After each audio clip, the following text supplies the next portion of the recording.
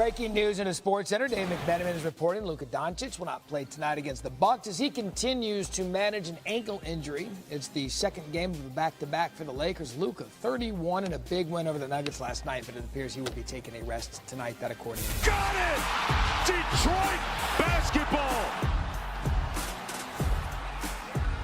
With the Heat's best defender's hand in his face. If you don't know, now you know. This is March. It isn't just the madness in the tournament. It's buzzer beaters in the NBA as well. And the entire basketball world took notice. Cade Cunningham took hoops by storm last night. I think it's fair to say that we should get a little bit more Detroit basketball games. Yes. What do you think? A little bit. On Just a little bit. ESPN because they showed up and showed out. Should we show everybody how this one went down last night, my friends? Cade Cunningham and the Detroit Pistons in South Beach. We picked this one up in the third quarter. Udonis Haslem.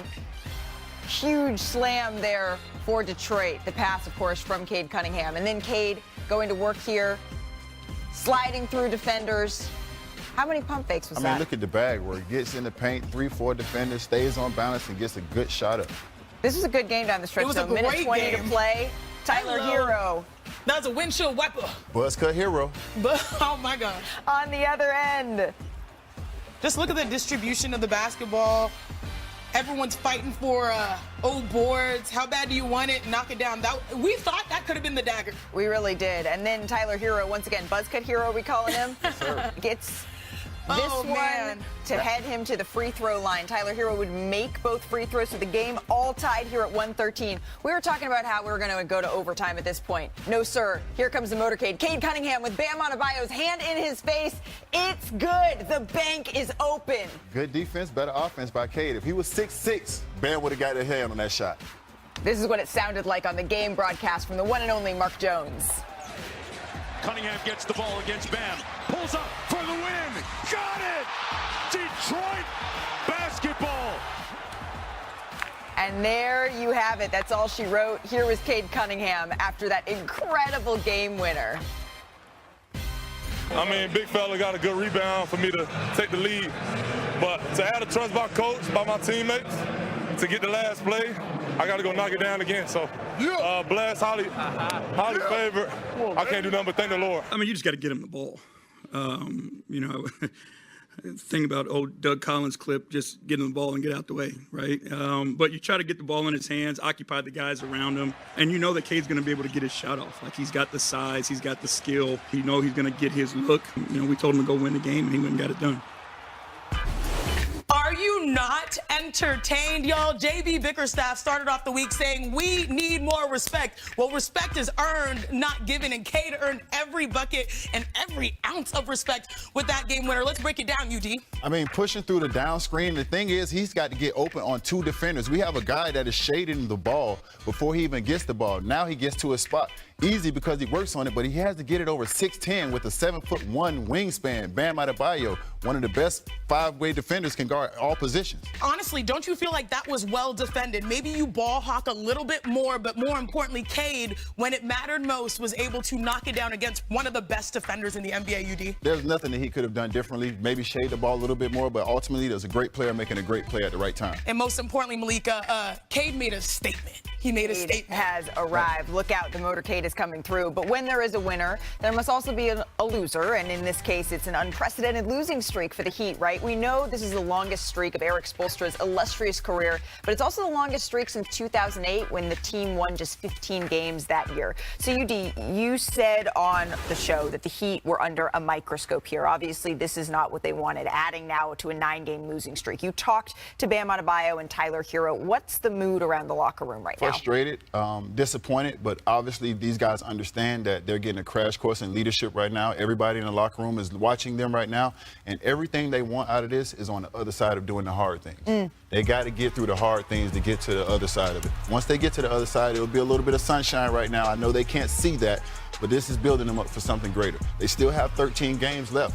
There still is a chance if they can go on a little run right here to get out of this hut right now, but they got to continue to stay together. And one thing I know about Spo, this is when he's at his best. I do love that saying, everything you want is on the other side of hard, and it certainly seems like that is the way right now for the Miami Heat, who have lost 9 games in a row now. The second game on ESPN last night, it was supposed to be a showdown. Supposed to be. Womp, womp, Beat down. The Beat down. Nuggets, Beat down. They were shorthanded against Luka and the Lakers, but we got some Luka magic pregame. Did you guys catch this? Did you see this from behind the backboard into the stands? That is so pure. When I saw that, I knew he was coming to cook. We should have known that. We should have known, particularly with no Nikola Jokic and Jamal Murray. Tim McMahon was at the game, joins us now. Why did these two not play? They're banged up. They're hurt, and the Nuggets are prioritizing getting them right for the playoffs and making sure they're not still dealing with nagging injuries over fighting for playoff seeds. I watched Jamal Murray play one-on-one with an assistant coach who played D2 ball 2 decades ago. He couldn't guard him. Wasn't ready for Luka and Austin. Well, especially Luka in the first quarter. 21 points for Luka Doncic. Look, Luka, talking about getting right for the playoffs, it's Luka Doncic playing the game. And honestly, looking at these highlights, the league has to be scared right now. Oh, yeah, he's in his zone right now. He goes, they shrink the elbow, he steps back and shoots it over 2 guys right there. He's in his zone. Luka, like we mentioned, 21 in the first quarter. That's tied for the most points in any quarter by a Lakers player this season. So he was really feeling it. On to the third quarter we go here. Dorian Finney-Smith to Luka Doncic, sinks the 3. I mean, Dorian Smith, he's usually the guy that's getting facilitated for, but he facilitates for Luka this time. The Los Angeles Lakers, they roll in this one, and they've now won 3 in a row. They've been without LeBron for 10 games this season. This recent stretch, it's been okay. They've been able to stay afloat. Luka Doncic, Austin Reeves, they've really stepped up in those games. They're averaging over 58 points games combined through that stretch. So, Udonis, what do you think the Lakers have proven? Because I know we've been talking about their defense. We've been talking about, is this sustainable? It's starting to feel like it might be. Luka's getting more confident. He's getting more comfortable. He can carry the load, but the balance of the other guys gaining confidence, that's what's most, stands out the most to me, is that Gabe Vincent, Dalton Connect, Vanderbilt, Kakula, however you say his name. All these guys are in the mix right now, and it only helps them be more dangerous in the playoffs because everybody's going to focus on Luka and LeBron. You need these guys to have confidence in a 7-game series. And this is a team that obviously made a major change at the trade deadline. Yeah. You have to be impressed with how connected they are, how everything is tied together. Luka is fully engaged with this team. The kid's heart was broken. He had to go through an emotional period coming out of that trade, basically getting dumped. You see the joy back in him, and you see it on both ends of the floor. Look, Luka Doncic has raised the ceiling for the Los Angeles Lakers by the fact that he makes everyone better. He has been able to walk in, even without LeBron James. You're seeing Austin Reeves eat. Austin Reeves cook.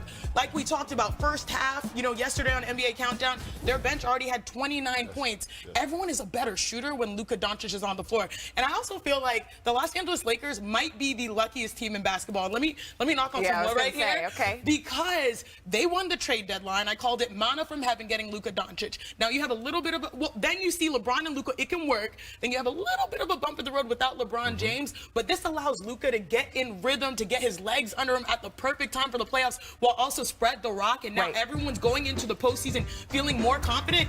What is it? The L in the Lakers stands for lucky and for Luka. I like that. That is a bar. But defensively, we were wondering whether or not this was going to be sustainable for Los Angeles, especially when Luka Doncic was traded to LA.